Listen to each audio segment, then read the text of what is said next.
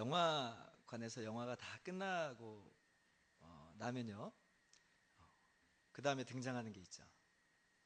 화면이 뭐 꺼져 버린다든지 어둡게 된다든지 그러지 않고 화면에 막 자막이 막 올라가요. 아마 극장 가서 그런 것들을 여러분 보셨을 거예요. 등장인물, 뭐 주인공 역 누구, 뭐 조연 누구, 엑스트라 누구 하면서 이름이 막 쫙 올라가요. 그리고 또 어떤 사람들이 거기에 등장하냐면, 영화에 나타나지는 않지만, 영화의 등장인물은 아니지만 영화를 만드는데 수고한 사람들을 소개해요. 감독 누구, 촬영 누구, 조명 누구, 음향 누구, CG 누구, 뭐 그래, 그쵸? 이거를 엔딩 크레딧이라고 해요. 엔딩 크레딧. 그런데 극장에 갔을 때 엔딩 크레딧을 그게 다 올라가도록 끝까지 보는 사람이 있나요? 거의 없죠. 뭐 요즘 어떤 영화들은 쿠키 영상이라고 다 끝나고 나서 영상 조금 더 보여주니까 그거 본다고 앉아 있는 거지. 그 엔딩 크레딧을 보면서 그걸 감상하면서 보는 사람은 아주 흔하진 않아요. 거의 대부분은 그냥 엔딩 크레딧 올라감과 동시에 영화 끝났다고 탈탈 털고 이제 나가버립니다. 영화 내용하고 관련 없이 그냥 사람 일만 쭉 나열되는 것처럼 보이니까 우리 눈에는 그럴 뿐이에요. 그런데 사실 우리는 알고 있죠. 사실 우리는 알고 있어요. 영화 관람객들은 그 이름들에 전혀 주의를 기울여 주지 않지만, 그 엔딩 크레딧에 소개된 스텝들이 없다면, 그들의 수고와 노력이 없다면 이 영화가 나올 수 없다는 거예요. 우린 그걸 잘 알고 있어요. 그래서 그 사람들은 어떻게 보면 무명의 용사들이라고 할 수가 있어요. 알아준 사람도 없고 금방 잊혀져 버리고 말지만 그들의 역할은 사실 너무나도 중요하다. 오늘 우리가 로마서 1장부터 15장까지 말씀을 쭉 강해하면서 이제 올라가는 거예요. 어떤 의미에서는 그래요. 그러면서 바울은 이 로마서 16장 1절부터 무려 27명의 이름을 이야기하면서 그들에게 문안하고 그들에게 안부를 묻는 것을 우리가 볼 수가 있어요. 그들이 도대체 어떤 사람이길래 우리는 잘 몰라요. 그러나 바울에게 있어서는 그 한 사람 한 사람이 너무나도 중요하고 소중한 사람들이에요. 그래서 바울이 지금 로마에 있는 교회에게 편지를 보내면서 바로 그 로마 교회에 있는 이 사람들을 문안하면서 그렇게 감사를 표하고 존경과 사랑을 표한다. 뭐 27명 뿐이겠습니까? 사실 이름이 나타난 것만 27명이지 그와 관련된 사람을 더 따지면 더 많은 사람들이 오늘 말씀에서 등장하고 있어요. 바울에게서는 이 사람들 아마 잊을 수 없는 사람들이었을 거예요.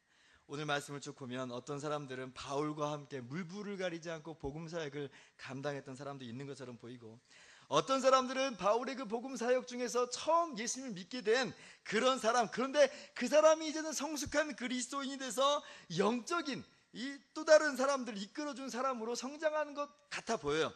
또 어떤 사람들은 함께 신앙의 교제를 나누며 서로 사랑과 선행의 격려를 나눴던 사람들인 것처럼도 보여요.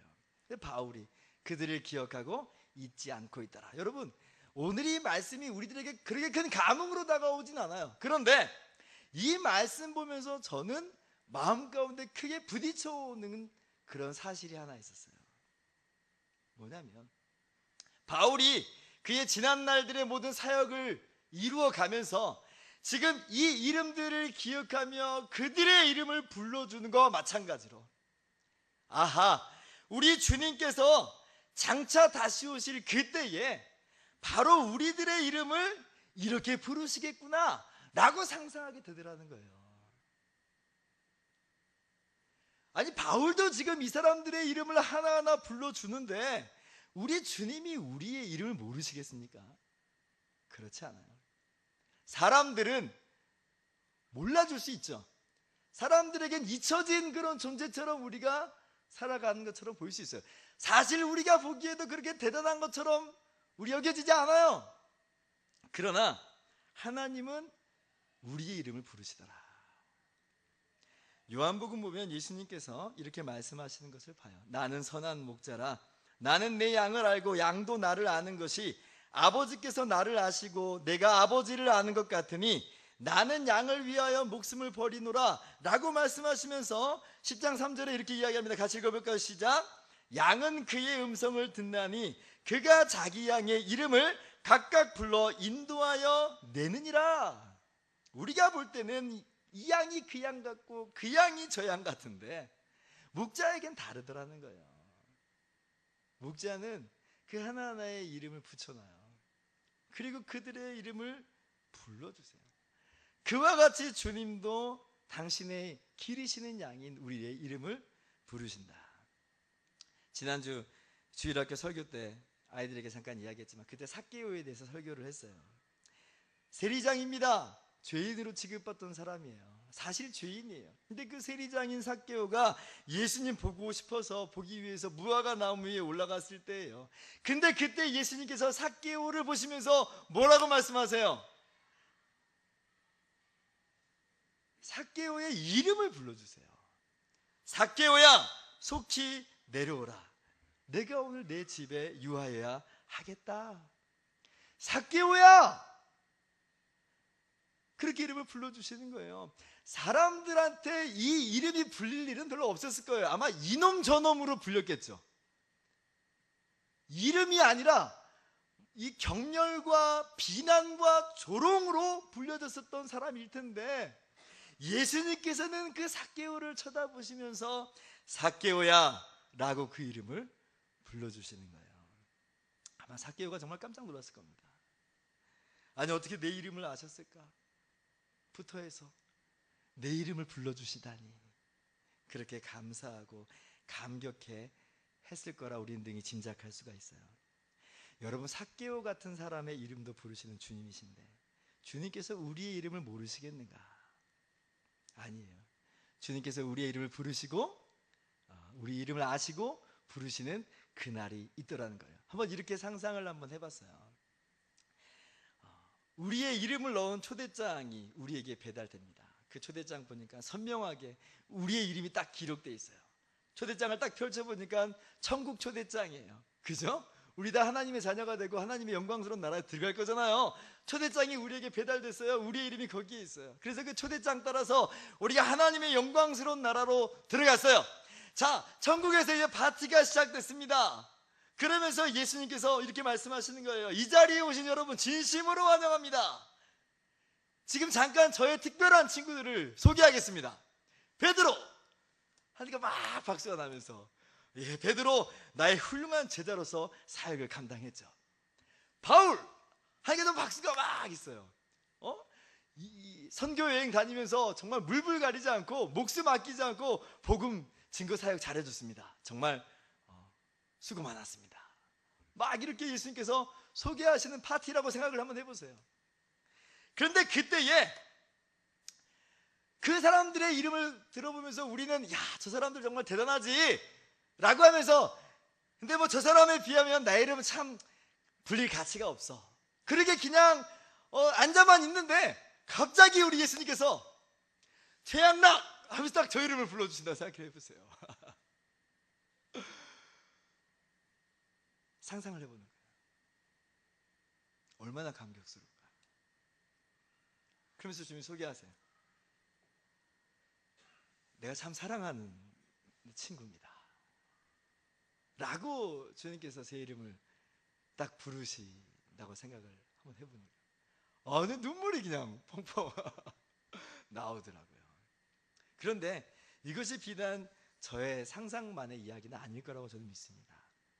그날에 주님께서 그 성대한 하늘나라의 파티 속에서 우리의 이름을 하나하나 부르시면서 우리를 격려해 주시고 우리를 칭찬해 주시는 그날이 있더라. 비록 우리의 이름이 세계 역사나 교회 역사에 기록되지 않을 수 있습니다. 아니 뭐 기록되는 사람보다 기록되지 않은 사람이 훨씬 더 많을 거예요. 그러나 그렇다고 해서 우리 주님께서 우리의 이름을 모르신다는 말은 아니에요. 그렇기 때문에 우리의 삶은요, 우리의 이름을 역사에 한 줄이라도 더 넣어보려고 살아가는 사람들이 아니고 우리의 이름을 아시고 부르시는 주님 때문에 살아가는 사람들이에요. 그날에 불릴 그날을 기대하면서 소망하면서 살아가는 사람들이죠. 끝까지 우리의 이름이 언급조차 되지 않는 무명의 그리스도인으로 산다 할지라도 우리의 이름을 부르시는 그날을 바라보면서 무명이지만 용사로 살아가는 저와 여러분 모두가 되기를 주님의 이름으로 축원합니다. 오늘 16장에 나오는 이 사람들의 이름, 우리조차도 잘 모르는 사람들이에요. 그러나 바울은 알아요. 무엇보다도 우리 주님은 분명히 아시더라. 그렇다면 구체적으로 우리는 어떠한 신앙의 자세로 살아가야 될까요? 오늘 본문에 나오는 몇몇 사람들의 모습을 보면서 이것을 우리의 삶 가운데 적용해 보도록 하겠습니다. 첫째로 우리는 성도와 교회의 보호자의 자세로 살아가는 주님의 동역자가 되어야겠습니다. 교회와 성도들의 보호자로 살아가자. 1절을 보면 베베라는 한 여집사의 이름이 등장합니다. 갱그레아 이 지역은 고린도 동쪽 10km 지점에 있는 항구 도시예요. 그 교회의 일꾼이 베베 집사예요. 지금 바울은 고린도 지역에서 로마서를 쓴 것처럼 보이고요. 몇몇 학자들은 바울이 이 베베 집사에게 이 로마 교회에게 쓰는 편지를 맡긴 것으로 그렇게 추측을 해요. 그러니까 베베가 이 로마서를 들고 로마 교회로 간 거예요. 그런데 그 베베에게 지금 베베를 바울이 뭐라고 이야기하냐면 2절 한번 보세요. 같이 한번 읽어볼까요? 시작. 너희는 주 안에서 성도들의 합당한 예절로 그를 영접하고 무엇이든지 그에게 소용되는 바를 도와줄지니 이는 그가 여러 사람과 나의 보호자가 되었습니다. 지금 바울 사도가 베베를 잘 맞이해달라고 요청하는데 왜 그렇게 이야기를 하냐면 이는 그가 여러 사람과 나의 보호자가 되었기 때문에 그렇습니다 라고 지금 바울이 이야기하면서 베베를 잘 영접해달라고 요청하고 있는 거예요. 보호자라는 말은 앞장서다, 돌보다, 도움을 주다 라는 말에서 유래한 단어예요. 그래서 종교개혁자 루터는 이 단어를 후원자 이렇게 번역합니다. 후원자. 여러 성도와 교회의 후원자 이렇게 얘기하는 거예요. 이것이 재정적인 후원자로만 지금 이야기하는 것인지 아니면 법적인 안전에 있어서도 보호해주는 돌봐주는 후원자로 말하는 것인지 그것은 뭐 정확하게 알 수는 없어요. 둘 다일 수 있어요. 그런데 베베가 어떤 활동을 했냐면 재정적이든지 아니면 법적 안전에 문제에 있어서든지 여러 사람과 교회 바울의 보호자가 되었더라 하는 거예요. 그리고 그러한 베베의 모습을 통해서 바울이 여러 사람이 교회가 큰 유익을 얻게 됩니다. 우리는 베베에 대해서 아는 바가 별로 없어요. 그러나 베베는 그런 일을 했고 바울은 그것을 알고요. 우리 주님께서는 그것을 기억하시더라는 거죠. 우리가 어떠한 신앙의 모습으로 나아가야 될 것인가? 보호자의 삶을 사는 거예요. 물론 그것이 찬란하게 이름을 내는 일은 아니라 할지라도 우리 주님이 아시니까 보호자로서 살아가는 거죠. 역사 속에서 보면 교회 역사를 보면 그런 사람들을 종종 만나볼 수가 있어요. 우리는 그 루터 혼자 종교개혁에 깃발을 높이 들고 뭐 신앙의 전장을 이리저리 뛰어다니는 것으로 생각을 하는데 루터의 종교개혁이 성공할 수 있었던 그런 중요한 요인 중에 하나는 그를 돕는 여러 보호자들이 있었기 때문에 그렇다는 것이 역사학자들의 공통된 의견이에요. 특별히 어떤 사람이 루터의 보호자였었냐면 당시의 작센 지역의 영주였던 작센공 프리드리히 3세가 루터의 보호자가 됩니다. 루터가 1517년에 로마 카톨릭에 반대해서 95개조 반박문을 게시하잖아요. 그때부터 독일, 그 당시 신성 로마 제국이죠, 막 들끓기 시작하는데 모두가 루터에게 찬동하는 것은 아니에요. 로마 카톨릭은 도리어 이를 부득부득 갈고 루터를 공격하고 여러 카톨릭주의자들이 또 루터에 대해 반대하죠. 마침내 1520년에 로마 카톨릭이 루터의 반박문 중에서 41개 조항을 이단이라고 지적합니다. 그러면서 루터의 글을 다 불태워버리라고 소강령을 내리고 60일 이내에 루터에게 발언을 취소하라고 칙령을 내려요. 그것이 루터에게 도착합니다. 그런데 루터가 물러나지 않아요. 도리어 지금 자기를 이단이라고, 자기의 이야기를 이단이라고 말하고, 그리고 철회하라고 하는 그 칙령을 불태워버려요. 로마 교황청에 이렇게 맞서는 거예요. 결국 1521년에 루터가 로마 가톨릭에서 파문당합니다. 로마 가톨릭 루터를 파문해버려요. 그런데 문제는 뭐냐면 당시의 신성 로마 제국의 황제인 칼 5세가 로마 가톨릭에 굉장히 우호적이었다는 거예요. 지금 황제가 그래도 든든한 후견자가 되주면 얼마나 좋아요. 그런데 황제가 도리어 뭐라고 이야기했냐면, 나는 나의 왕국과 권력, 나의 친구들, 나의 몸과 나의 피와 나의 영혼, 이 모든 것을 총동원해서 루터와 맞서 싸우기로 결심했다, 이렇게 얘기해요. 어마어마한 선전포고 아니에요? 이 정도면 루터는 거의 죽었다라고 말해도 과언이 아니에요. 로마 그 당시의 교권, 강력한 이 교권인 로마 카톨릭이 루터를 반대하죠. 제국의 황제가 지금 루터를 죽이겠다라고 결심하는 그런 모습 속에서 누가 루터를 도와줄 수 있겠어요? 그런데 그 위기 속에서 한 무장 괴한들이 루터를 납치해버려요. 그래서 종적을 감춰버립니다. 막 들끓고 있는데 어느 날 갑자기 루터가 사라져버린 거예요. 근데 누가 그랬냐면 그 작생공 프리드리히 3세가 꾸민 일이에요. 루터를 납치했어요. 근데 다른 의미에서 납치한 것이 아니고 지금 그 사회가 잠잠해질 때까지 루터를 보호해 주는 거예요. 그래서 그 프리드리히 3세의 보호 아래 루터가 10개월 동안 대접을 받고요. 아무도 모르는 그 은신처에서 그때 독일어로 신약 성경을 번역하는 그러한 업적을 남기기도 합니다. 대단하죠.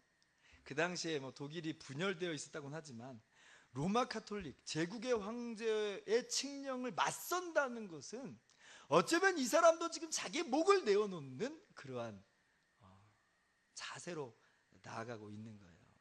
엄청난 모험이죠. 그리고 프리드리히 3세는 그 10개월만 보호해 준 게 아니고 이후에 루터의 종교개혁이 계속되는 그 모든 순간 루터의 후원자가 돼주고요. 루터를 자기 영내에 머물게 하면서 루터가 프리드리히 3세의 영내에서 끝까지 종교개혁의 사명을 잘 감당할 수 있게 합니다. 그래서 루터의 종교개혁이 성공한 거예요. 만약 그렇지 않았으면 루터도 죽었을 거예요. 다른 그런 성각자들이 죽임을 당한 것처럼 루터도 죽었을 운명인데 프리드리히 3세가 보호자가 되어줬기 때문에 함께 하나님의 나라를 이룰 수 있게 된 것이죠. 보호자가 되었다는 말은 바로 이런 거예요. 프리드리히 3세가 임종할 때 남긴 말은 음미해 볼 가치가 있습니다. 나는 여러분과 교회를 위하여서 충분히 오래 살았습니다. 이제 더 나은 삶으로 부르심을 받을 시간입니다. 나는 교회를 위하여서 나의 최선을 다하였지만 많이 이룬 것은 아닙니다. 모든 것을 행하실 수 있고 내가 태어나기 전에도 주님의 종들을 돌보신 하나님께서 영원히 살아계시고 하늘에서 다스리고 계십니다.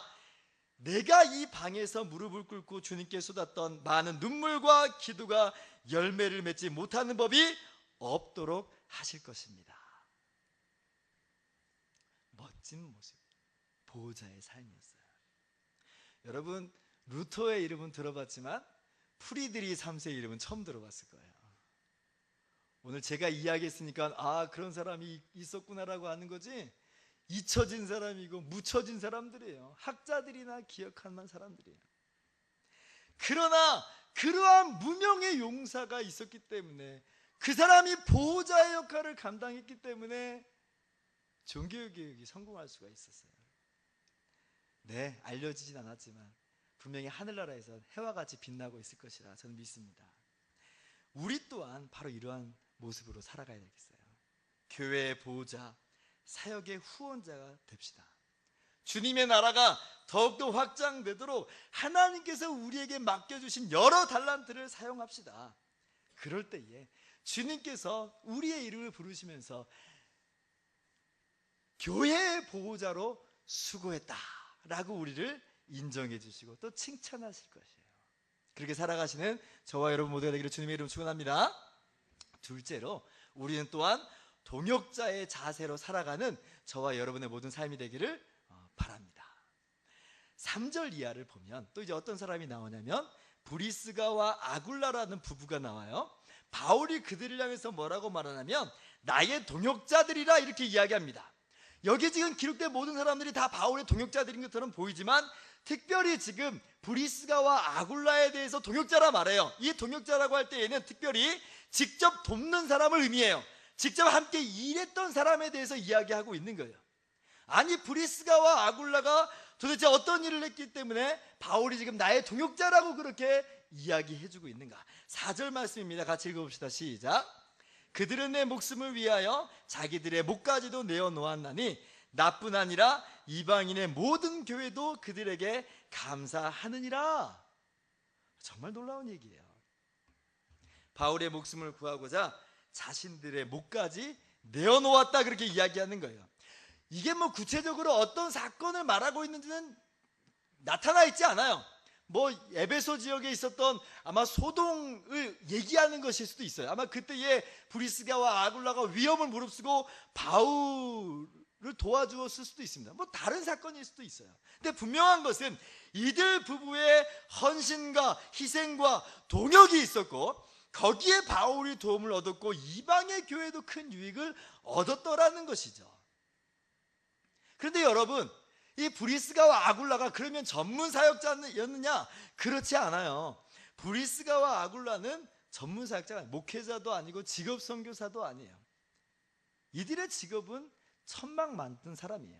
브리스가와 아굴라 같은 경우는 사도행전에 조금 어떤 사람들인지 나타나 있는데 거기를 보면 이 사람들은 로마 글라우디오 황제 때 유대인 추방령 따라서 로마에서 고린도로 이사를 와요.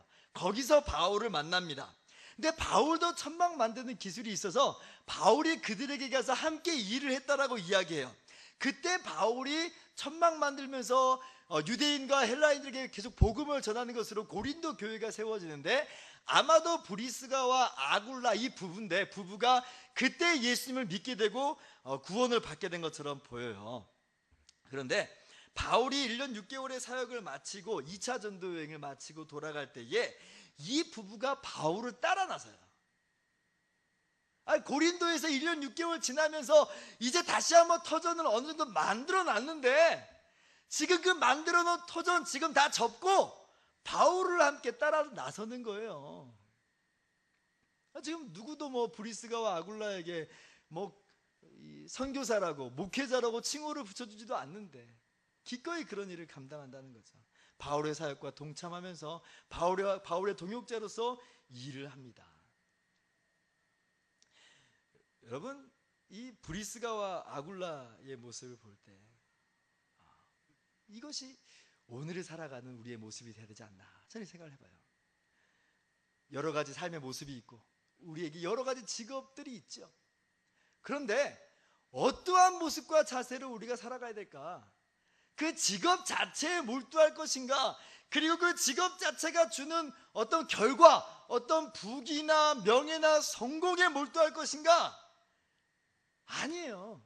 브리스가와 아굴라의 삶을 보면 분명히 직업을 가지고 살았지만 아마 평생 그 직업을 가지고 살았던 것처럼 보이지만 그 직업과 더불어서 오직 예수 그리스도만을 위하여 살아갔던 모습을 볼 수가 있어요. 이것이 바로 나의 동역자라고 불렸던 브리스가와 아굴라의 모습이에요. 직업이 가져다주는 안정, 직업이 가져다주는 부귀가 목적이 아니라 오직 하나님의 나라, 주님의 영광만이 참된 목표고 직업은 도구일 뿐이다. 현대 선교의 아버지라고 일컬어지는 영국의 윌리엄 캐리의 이야기예요. 이 사람이 원래는 구두수성공입니다. 그런데 19살의 나이에 예수님을 믿게 되고요. 그리고 그때부터 정말 복음 전파하기로 그의 일생을 헌신하게 돼요. 근데 이 윌리엄 캐리가 여전히 그래도 구두수성공으로 일하고 있을 그때에 어떤 한 친구가 와서 윌리엄 캐리에게 충고를 합니다. 여보게 자네는 사업가일세. 그런데 복음을 전하느라 본업을 너무 소홀히 하는 경향이 있어. 근데 그랬더니요, 윌리엄 캐리가 그 친구를 보면서 뭐라고 말하냐면, 여보게 친구, 나는 지금 본업에 열중하고 있다네. 내 본업은 많은 사람에게 복음을 전하는 것일세. 구두 닦는 일은 복음 전하는 도구라네. 그렇게 이야기해요. 이게 지금 복음 직장 생활 대충 하라고 이야기하는 게 아니에요. 대충 일하면 안 되죠. 복음 위해서라면 얼렁뚱땅 하라는 이야기가 아니에요. 목표의 문제고요, 중심의 문제라는 거예요. 일 자체가, 직업 자체가, 그로 인한 생계와 안정 자체가 목적이 되지 않고 그것이 추구할 대상이 아니고 오직 하나님의 영광을 위한 도구로서 그러한 직업과 우리의 사업을 운영해 나가는 것, 이것이 브리스가와 아굴라의 모습이었고요, 오늘을 살아가는 우리의 모습이 돼야 된다는 거죠.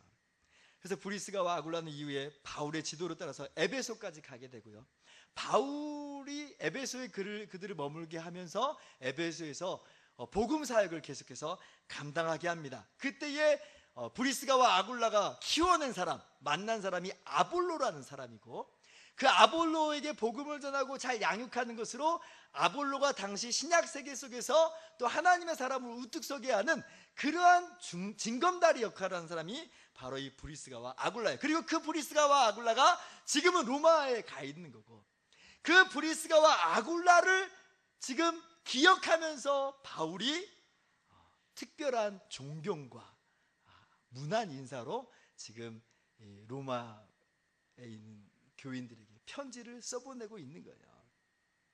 바울의 동역자가 되었던 사람, 바울을 위해서 기꺼이 목이라도 내어놓던 사람, 다름 아니라 하나님의 나라와 영광을 위해서 그렇게 살았던 사람, 오늘 이 시대를 살아가는 브리스가와 아굴라들이 되시기를 주님의 이름으로 축원합니다. 말씀을 마치도록 하겠습니다. 이 외에도 아직 24명이나 소개할 사람이 더 남아있는데 우리는 함께 엔딩 크레딧 안에 있다는 것으로 이 모든 말씀을 갈무리하려고 합니다. 사실 알려지지 않는 사람들이니까. 연령도 다르고 재능도 다르고 성별도 다르고 위치도 제각각이지만, 그러나 이 사람들에게 모두 다 공통점이 있어요. 그리스도께 사랑을 받은 사람들이고 그리스도께 충성하는 사람들이다.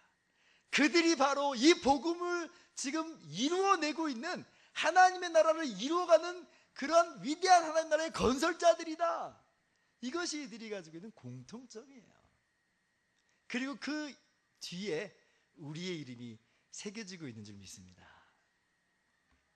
2005년 청룡 영화제에서 배우 황정민 씨가 처음으로 남유주연상을 받았을 때 이런 소감을 밝혀서 화제가 된 적이 있어요. 아마 여러분도 들어보았을 거예요. 항상 마음속에서 생각하고 겉으로 표현하지 못했는데 하나님께 제일 감사드립니다. 그러면서 사람들에게 일개 배우 나부랭이라고 나를 소개합니다. 60여 명의 스태프들이 차려놓은 밥상에서 나는 그저 맛있게 먹기만 하면 되기 때문입니다. 나만 스포트라이트를 받아 죄송합니다. 트로피에 발가락 몇 개만 떼어가도 저는 좋을 것 같습니다. 이렇게 소감을 이야기해요. 들어보셨을 거예요. 차려놓은 밥상에 숟가락만 올려놨다는 거예요. 차려놓은 그 스태프들의 이름은 부각되지 않습니다. 알아준 사람도 없고, 우리도 황정민은 알지만 다른 사람은 몰라요. 그러나 그 황정민 씨의 마음속에서는 그렇도록 애쓰고 수고했던 여러 스태프들의 공로와 수고를 알고 기억해주고 있는 거예요. 오늘 본문의 문안 인사를 나누는 바울의 마음일 것이고요, 그리고 저의 마음이기도 해요. 하나님의 교회는 어떻게 세워지는가? 바울 한 사람에 의해서 세워지는 게 아니고 이 무명의 용사들, 엔딩 크레딧에 나오는 이 많은 사람들의 수고와 노력에 의해서 보호자가 되어주고 동역자로서 활동하는 그 모든 사역 가운데 하나님의 교회가 세워져 가고 있어요.